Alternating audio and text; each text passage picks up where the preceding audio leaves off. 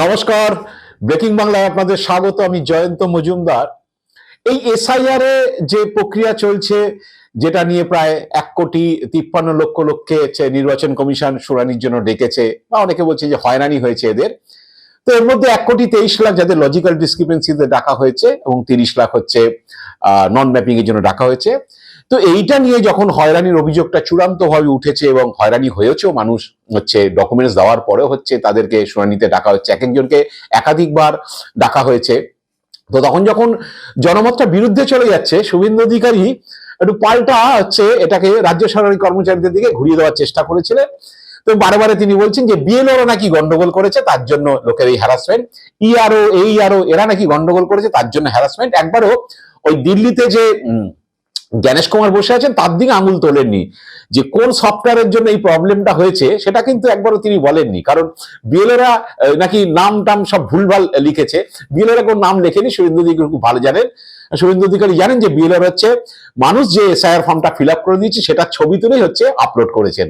এটা শুভেন্দু অধিকারী ভালো জানেন। কিন্তু যখন দেখেছে যে লোকজন খেপে যাচ্ছে, লোককে অকারণ ডাকা হচ্ছে, কোনো মানে নেই, একটা বয়সের ডিফারেন্স বলছে, অথচ সফটওয়্যার ভুল করেছে বলে সেই বয়সের ডিফারেন্সটা কম হচ্ছে বা বেশি হচ্ছে, এগুলোর জন্য মানুষকে যখন যেতে হয়েছে, বুঝতে পারছে যে হাওয়া খারাপ, লোকজন খেপে গেছে। এখন সেটা বিএলও হাতে লিখে করবেনটাকে। বিএলও তো ডকুমেন্টস এর উপর কাজ করেছে, উনি জানেন। বিএলও ফর্ম আপলোড করেছে, ডকুমেন্টস আপলোড করেছে, ছবি তুলেছে, আপলোড করেছে, সেই ভোটারের নামে সেই কলমটা ফিল আপ করেছে। জেনে শুনে এটা করেছে। ইআরওরা একই, তারা বিএলওরা যা পাঠিয়েছে তার উপর তারা অপারেশনটা করেছেন, হিয়ারিং এ যা জিনিস এসছে সেগুলো করেছেন। তো ওটা একটা ছুতো লাগে, তো ওই জন্য শুভেন্দু এটা বলেছেন। কিন্তু হাটে তো হাড়ি ভেঙে দিয়েছেন দিলীপ ঘোষ। দিলীপ ঘোষকে যখন প্রশ্ন করেছে সাংবাদিকরা, দিলীপ ঘোষ পরিষ্কার বলে দিয়েছেন যে অকারণে মানুষকে এই হিয়ারিং গুলো করা হয়েছে, এগুলো ডাকা হয়েছে, এবং বলেছেন যে ভুল করে কিছু করা হয়নি, ইচ্ছাকৃতভাবে করা হয়েছে। তা দিলীপ ঘোষ কি বলেছেন আমি একটু আপনাদের শুনিয়ে দিই, শুনুন দিলীপের কথা। আমি বলছি ভুল করে কিছু হয়নি, ইচ্ছা করে করা হয়েছে। 1.5 কোটি লোককে হ্যারাসমেন্ট করা হয়েছে ডেকে। তার মধ্যে 50% লোক যাদের ডাকার কোনো দরকারই ছিল না, বহু বিশিষ্ট ব্যক্তি, ভালো মানুষ, যারা অনেক আগের থেকে ভোট দিচ্ছেন, তাদেরকে ডেকে নিয়ে 2 ঘন্টা বসিয়ে রাখা হলো। বলা হলো ঠিক আছে চলে যান, একটা ফটো তুলে ছেড়ে দেওয়া হলো। বহু লোক আমাকে কমপ্লেন করেছে। শুনলেন যে ভুল করে কিছু করা হয়নি, ইচ্ছাকৃতভাবেই করা হয়েছে। 1.5 কোটি লোককে হ্যারাসমেন্ট করা হয়েছে, এর মধ্যে 50% লোককে ডাকার কোনো দরকারই ছিল না। বহু বিশিষ্ট লোক, ভালো ব্যক্তি, তাদেরকে ডেকে, অনেকবার তারা ভোট দিয়েছেন, তাদেরকে ডেকে 2 ঘন্টা ধরে বসিয়ে রেখে তারপরে একটা ছবি তুলে বলছে এবার চলে যান। আমার কাছে অনেক লোক কমপ্লেন করেছে। তো দিলীপ এটা বলে দিয়েছে, শুভেন্দু হাটে হাড়ি ভেঙেছেন। শুভেন্দু একটা ন্যারেটিভ তৈরি করার চেষ্টা করেছেন যে হয়রানির দায়টা মমতা ব্যানার্জি সরকার এবং রাজ্য সরকারের কর্মীদের ঘাড়ে চাপিয়ে দেবো। আসলে যে জ্ঞানেশ কুমার কলকাঠি নিয়েছেন ওটা তো শুভেন্দু অধিকারী বলতে পারবেন না। অনেক কিছু বুদ্ধি টুদ্ধি করে সব সফটওয়্যার বার করেছেন, সেই সফটওয়্যারে ভুলভাল হয়েছে, বাংলা থেকে ইংরেজি করতে গিয়ে গোলমাল করে ফেলেছেন। তো এবার যার ফলে 1.5 কোটি লোকের হ্যারাসমেন্ট। আচ্ছা 30 লাখ লোক আমি ঠিক আছে, যাদের ম্যাপিং আসেনি তাদেরকে ডাকা হবে, তারা ডকুমেন্টস দেবে। তারা ডকুমেন্টস দেওয়ার পরে যদি তাদের ডকুমেন্টস স্যাটিসফ্যাক্টরি না থাকে, ইলেকশন কমিশনের যে ডকুমেন্ট তার সঙ্গে কিছু যদি তারা না দিতে পারে, তাদের নাম বাদ যাবে। আমি সেটা নিয়ে বলছি না। কিন্তু এই 1,23,00,000 এই বাবার নামের ভুল, ব্যানার্জি বন্দ্যোপাধ্যায় কেন, চ্যাটার্জি চট্টোপাধ্যায় কেন, আপনার ঠাকুমার সঙ্গে আপনার দাদুর সঙ্গে কেন বয়সের 40 বছর কম হচ্ছে, দাদুর বয়সটাকে 2002 ধরে রেখেছে, আর নাতির বয়সটা যে ম্যাচিং করাচ্ছে বা ম্যাপিং করাচ্ছে তার বয়সটা কারেন্ট ইয়ারের সঙ্গে সে ম্যাপিং করাচ্ছে। মানে নাতির বয়স 23 বছর বেড়ে গেল, দাদুর বয়স 23 বছর কমে গেল, তাহলে বয়সের ডিফারেন্স হবে। এসব সফটওয়্যার করে রেখেছে। তো এখন যেটা দেখা যাচ্ছে যে এই দিশেহারা অবস্থা, এই এসআইআর নিয়ে অনেক লাফিয়েছিলেন শুভেন্দু অধিকারী, শ্রমিক ভট্টাচার্যরা। এবার দিলীপ ঘোষও বলেছিলেন যে এসআইআর ছাড়া ভোট হওয়া উচিত না, এবং যত অনুপ্রবেশকারী আছে তাদের বাদ দিয়ে একদম ফ্রেশ ভোটার তালিকা হোক, কোনো অনুপ্রবেশকারী যারা ভারতীয় নাগরিক নন তারা থাকতে পারবে না। বিজেপি নেতারা একদম লাইন দিয়ে, সুকান্ত মজুমদার, শ্রমিক ভট্টাচার্য, দিলীপ ঘোষ, শুভেন্দু তো একেবারে শিরোমণি এই ব্যাপারে ছিলেন, এসআইআর ছাড়া ভোট হবে না।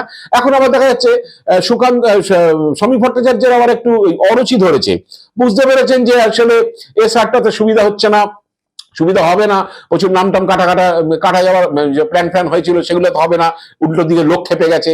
1.5 কোটি লোককে ডাকা মানে বহু পরিবারের সঙ্গে এনগেজ। যে পরিবার একজন ডেকেছে ফালতু, তার কোনো নিজের সমস্যা নেই, মানে কোনো প্রবলেম নেই তার ভোটার তালিকার নাম থাকা নিয়ে, অথচ তাকে একটা লজিক্যাল ডিসক্রিমিনেশন রাখা হয়েছে। বাড়ির লোক বুঝতে পেরেছে যে এইগুলো অকারণে করা হয়েছে, এবং বিজেপি এসআইআর কে হাত তুলে সমর্থন করে যাচ্ছে। শ্রমিকের অবস্থা দেখুন, শ্রমিক এখন বলছেন যে এসআইআর হোক আর না হোক, কেন্দ্রীয় বাহিনী থাকুক আর না থাকুক, রাজ্য পুলিশ দিয়ে হোক, ইডি সিবিআই অফিসে তালা লাগিয়ে দিই, ইনকাম ট্যাক্স এরা নোটিশ পাঠানো বন্ধ করে দিই, তাতেও হচ্ছে মমতা ব্যানার্জি সরকার হেরে যাবে, চলে যাবে। শুনুন সমীর ভট্টাচার্য কি বলেছেন, আমি আপনাদের একটু শুনিয়ে দিই।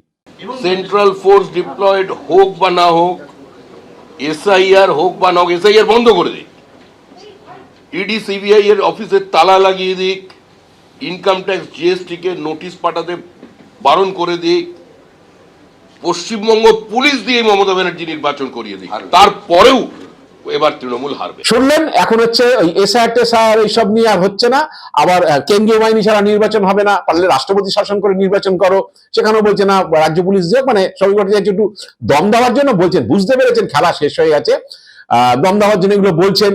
ইডি সিবিআই অফিসে তালা লাগিয়ে দেওয়া, মানে তিনি বোঝাতে চাইলেন যে ইডি সিবিআই ভোটের আগে হচ্ছে সক্রিয় হয় এবং হচ্ছে তারা গিয়ে হচ্ছে বিরোধী রাজনৈতিক দল মানে বাংলাতে শাসক দলের হচ্ছে লোকজনের বাড়িতে হানা দেওয়া, অফিসে হানা দেওয়া, তল্লাশি চালানো, হ্যারাসমেন্ট এগুলো হয়, এগুলো করবে, নেতাদের বাড়ি থেকে করবে।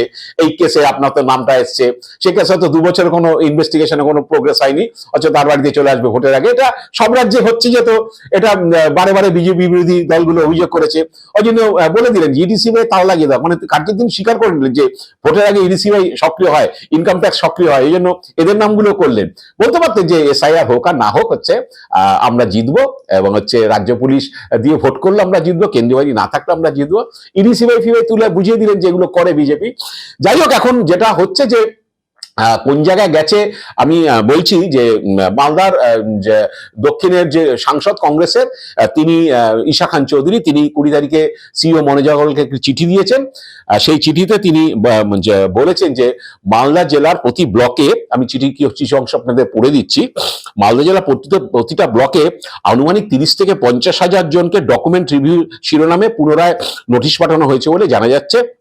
উল্লেখযোগ্য বিষয় হলো এদের অনেকেই পূর্বে নির্ধারিত শুনানিতে উপস্থিত থেকে প্রয়োজনীয় নথিপত্র যথাযথভাবে জমা দিয়েছেন, তা সত্ত্বেও পুনরায় সমন জারি হয়। সাধারণ মানুষের মধ্যে তীব্র উদ্বেগ ও বিভ্রান্তির সৃষ্টি হয়েছে। মালদা জেলায় জেলা শাসক 20 তারিখে যে মিটিং করেছেন সেখানে জানান যে 5,91,000 লোককে মালদা পুনরায় পর্যালোচনার জন্য তাদের আবেদন ফেরত পাঠানো হয়েছে, এবং এই সংখ্যা আরো বৃদ্ধি পেতে পারে আগামী 21 ফেব্রুয়ারি নির্ধারিত সময় শেষ হলো। এত বিপুল সংখ্যক মামলার নিষ্পত্তি অবশিষ্ট সময় সম্পন্ন করা বাস্তবসম্মত কিনা সে বিষয়ে জনমনে গভীর সংশয় দেখা দিয়েছে। উপরন্তু জেলা প্রশাসনের পক্ষ থেকে নির্দিষ্ট সময়ের মধ্যে সব মামলার নিষ্পত্তি কোনো সুস্পষ্ট নিশ্চয়তা দেওয়া সম্ভব হয়নি। তা তিনি তার সঙ্গে বলতে চেয়েছেন যে বিষয়টির উপর অবিলম্বে প্রশাসনিক পর্যালোচনা করা হোক, প্রযুক্তিগত ত্রুটিজনিত মামলাগুলির জন্য পৃথক ও স্বচ্ছ সমাধান প্রক্রিয়া নির্ধারণ করা হোক, প্রয়োজনে নির্ধারিত সময়সীমা পুনর্বিবেচনা বৃদ্ধি করা হোক, কোনো যোগ্য ভারতীয় নাগরিক যেন তাদের সাংবিধানিক ভোটাধিকার প্রয়োগ থেকে বঞ্চিত না হয় তা নিশ্চিত করার জন্য প্রয়োজনীয় নির্দেশ জারি করা হোক, এই বলে তিনি হচ্ছে মনোজ আগরওয়ালকে চিঠি দিয়েছেন। মালদা দক্ষিণের সাংসদ হচ্ছে ঈশা খান চৌধুরী। তো এখন জানি না ইলেকশন কমিশন কি করবে।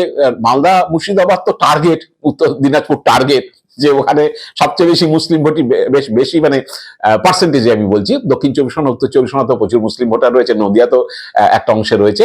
তো মূল টার্গেট তো 3টে, মানে যে 3টেতে আমাদের পশ্চিমবাংলায় যত মুসলিম জনসংখ্যা আছে তার অর্ধেক হচ্ছে এই 3টে জেলায় বাস করে। এখান থেকে ছেটে মেটে দিতে পারলে, যদি মানে লজিক্যাল ডিসক্রিপেন্সি নামে টামে এসব করে যদি ছেটে দেওয়া যায়, এক্সট্রা যদি লোককে ছেটে মেটে দেওয়া হয়, জেনুইন ভোটার তারা ভোট দিচ্ছেন, তাদের নামের বানান ভুলে যদি কোনো রকম ডকুমেন্টস সাবমিট করতে না পারে, কি হিয়ারিং এ যেতে না পারে কোনো কারণে, যদি ছেটে দেওয়া যায়, তাহলে যদি ভোট কাটাকাটি এটা ওটা করে যদি 2-4টে করে সিট বাড়ানো যায় মালদা মুর্শিদাবাদে, এসব চেষ্টা, মানে মুসলিম ভোট কাটো, যত খুশি মুসলিম ভোট কাটো। এসআর মানে কি? এসআর মানে হচ্ছে মুসলিম ভোট কাটতে হবে, হিন্দু ভোট রাখতে হবে, এই তো ফর্মুলা। এর বাইরে কিছু না। যে 80-100টা মুসলিম অধ্যুষিত অ্যাসেম্বলি আছে সেখানে র্যান্ডাম হচ্ছে দাও। আর মুসলিমদের একটা সমস্যা, মেয়েদের টাইটেলের পরিবর্তন হয়ে যায় 2-3 বার। ছেলেদের হয় শেখ ফিরোজ আলী, তার হচ্ছে শেখটা আগে পরে হয়ে শেখ আকবর আলী শেখ, এরকম হয়েছে অনেক, তাদের আছে। যে কারোর নামে আগে শেখ, কারোর নামে শেখের বানানো আবার গন্ডগোল, কেউ এস কে লেখে, কেউ SAIKH লেখে, এইসব করে টোরে যদি লজিক্যাল ডিসক্রিপেন্সি, ভাই তোমার তো 2002 সালে এই ছিল, এখন কেন তুমি এই হয়েছো, ডকুমেন্টস নিয়ে আসো, ডকুমেন্টস সাবমিট করতে না পারলে যদি কেটে দেওয়া হয়।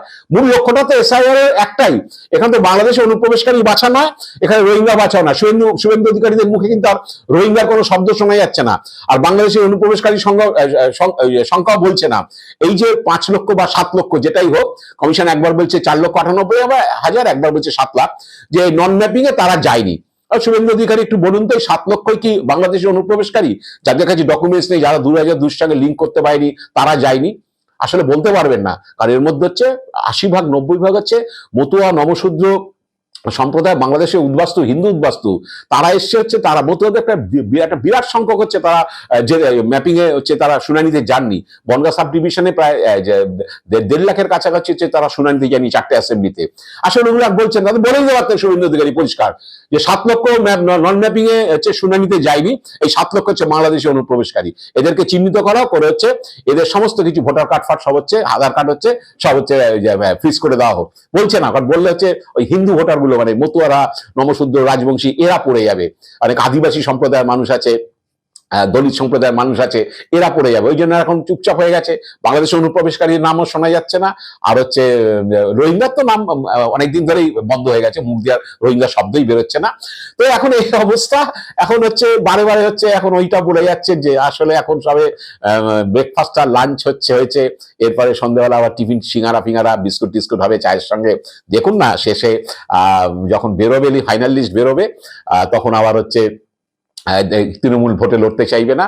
তো যেটা ভেবেছিল যে মাইক্রো অবজারভার দিয়ে 50 লাখ লোকের হচ্ছে রিভেরিফিকেশন করিয়ে, মানে তারা হিয়ারিং এ গেছে, ডকুমেন্টস জমা দিয়েছে, তাদেরকে আবার হিয়ারিং এ কাউকে তৃতীয়বার হিয়ারিং এ ডাকছে, ডেকে বলছে এটা চলবে না, এটা নিয়ে আসো, এইসব করে পেন্ডিং হয়েছে। সেটা এখন সুপ্রিম কোর্ট হস্তক্ষেপ করে নিয়েছে, বলেছে না জুডিশিয়াল এখন মাইক্রো অবজারভাররা ওই দিল্লির নির্দেশে যা যা চেয়েছেন বা যা যা যেমন ভাবে চাইছেন তেমন ভাবে তা হবে না। এবার তো জাজরা করবেন, জাজরা করে যদি এদেরকে পাস করে, এখন জাজরা একটা জিনিস জানেন, আমি যেটুকু বুঝি বা যেটুকু আমি উপলব্ধি করতে পারি, হয়তো তারা এটা ভাববেন যে এটা ইলেকশন কমিশনও জানে, লজিক্যাল ডিসক্রিপেন্সি যারা, তারা কিন্তু হচ্ছে নন ম্যাপিং ভোটারদের মতো না, তারা ভোটার, তারা অনেকেই হয়তো 6 বার 7 বার 8 বার ভোট দিচ্ছে, দীর্ঘদিন বসবাস করছেন, তারাকে লজিক্যাল ডিসক্রিপেন্সি, নামের বানান ভুল, পদবীর বানান ভুল, বয়সের ম্যাচিং করছেন, এইসব বলে তাদেরকে করা হয়েছে। এই 1,23,00,000 এরা কিন্তু মানে শুভেন্দু অধিকারী বুকে হাত দিয়ে বলতে হবে না এরা আছে ভুয়ো ভোটার। এদেরকে এইসব কলে ফেলা হয়েছে, দিয়ে যদি, এবং ম্যাক্সিমাম ফেলা হয়েছে হচ্ছে মুসলিম অধ্যুষিত এলাকা থেকে, দিয়ে যদি কিছু মুসলিম ভোট কেটে দেওয়া যায়, দিয়ে যদি কিছু সিট জেতা যায়, দিয়ে যদি মমতা বন্দ্যোপাধ্যায়কে একটুখানি দুর্বল করে দেওয়া যায়, এটাই তো মেন SIR করার, আর তো কোনো ব্যাপার না। তাহলে তো সেই 2002 সালের মতো SIR হতো, যে সে বছরের ভোটার লিস্ট ধরেই হতো, কত মৃত ভোটার, কত স্থানান্তরিত ভোটার, কত ভোট ডুপ্লিকেট, এইসব বাদ দিলেই হচ্ছে হয়ে যেত। তো এগুলো লজিক্যাল ডিসক্রিপেন্সি করে সেগুলো করেছে। যাই হোক, এখন দেখা যে দিলীপ তো হাঁটে হাড়ি ভাঙলে, এরপর আবার শুভেন্দু বলে কিনা যে দিলীপ ওগুলো ঠিক বলছে না, আমি যেটা বলছি সেটাই ঠিক। এর জন্য অপেক্ষা করবো, সমীপ ভট্টাচার্য বলে কিনা SIR-ই দরকার, SIR শেষ না হলে ভোট হবে না, আমরা SIR-ই চাই, আবার পাল্টি খেয়ে যান কিনা। যাই হোক, এসব অপেক্ষায় আছি। আজ এ পর্যন্তই। আপনারা ভালো থাকবেন, সুস্থ থাকবেন, নমস্কার।